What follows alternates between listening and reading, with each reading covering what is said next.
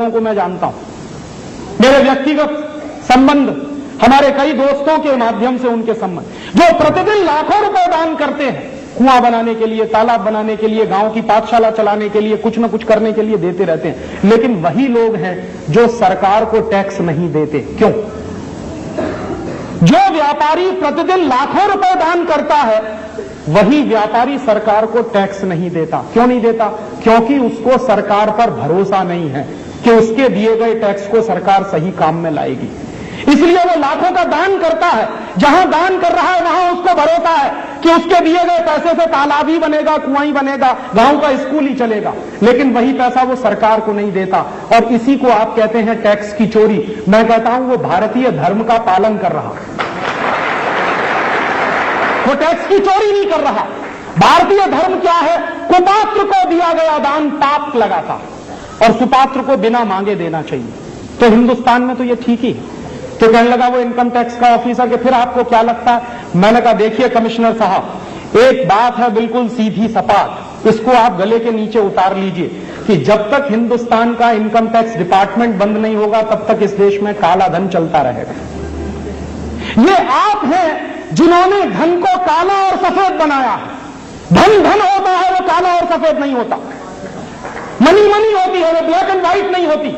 आपने एक बेवकूफी का कानून बना के कुछ धन को सफेद कह दिया, बाकी को काला कह दिया। धन धन होता है, मनी मनी होती है, वो ब्लैक एंड व्हाइट नहीं होती।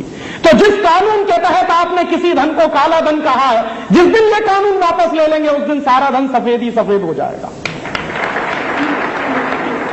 तो वो इनकम टैक्स का ऑफिसर कहने लगा तब सरकार कैसे चलेगी? मैंने कहा ज्यादा अच्छी चलेगी। मैंने उस ऑफिसर से पूछा कि आप पूरी ताकत लगा के कितना टैक्स वसूलते हैं एक साल? तो कहने लगे कि हमारे 32,000 ऑफिसर हैं पूरे देश में, रात दिन डंडा लगाते रहते हैं, तब कितना टैक्स वसूल पाते हैं? 1.25 लाख करोड़ का। तो मैंने कहा 1.25 लाख करोड़ का आप टैक्स वसूलते हैं, आपको मालूम है ब्लैक मनी कितना है इस देश में? तो उसी ने कहा कि हर साल कम से कम 2.5 से 3 लाख करोड़ का ब्लैक मनी जनरेट होता है। तो मैंने कहा 2.5 से 3 लाख करोड़ का ब्लैक मनी जनरेट होता है, तो वो ब्लैक मनी वसूलने के लिए आप 1.25 लाख करोड़ रुपया सिर्फ वसूल पाते हैं। खर्चा कितना है आपका डिपार्टमेंट का? 1.25 लाख करोड़ रुपया वसूल करने के लिए आप खर्चा कितना करते? सरकार कितना खर्चा करती? तो कहने लगा खर्चा भी काफी ज्यादा है। मैंने कहा बता दीजिए कितना ज्यादा है? कि वो सीक्रेट है, वो नहीं बता सकता। मैंने कहा मुझे मालूम है जो तुम बताना नहीं चाहते। सच्चाई यह है कि सरकार जितना टैक्स वसूलने के लिए खर्च करती है वो बहुत ज्यादा। तो कहने लगे फिर आपका क्या मानना है? मैंने कहा देखिए इनकम टैक्स डिपार्टमेंट बंद कर दीजिए तो क्या होगा? तो मैंने कहा कि हिंदुस्तान में हर साल 4.5 लाख करोड़ रुपया व्हाइट मनी में जनरेट होगा। 1.25 लाख करोड़ आप इकट्ठा करते हैं जिसको आप व्हाइट मनी कहते हैं, बाकी 2.5-3 लाख करोड़ रुपया आप ब्लैक मनी कह देते हैं। जब इनकम टैक्स का कानून ही नहीं रहेगा तो 4.5 लाख करोड़ का व्हाइट मनी ही हो जाएगा। और जिस आदमी के पास पैसा है घर में, वो क्या तिजोरी में बंद रखेगा? कभी कल्पना करिए कि मान लीजिए आपके पास 1 करोड़ रुपया है और 1 करोड़ रुपया आपके घर में है, तो बंद करके रखेंगे आप?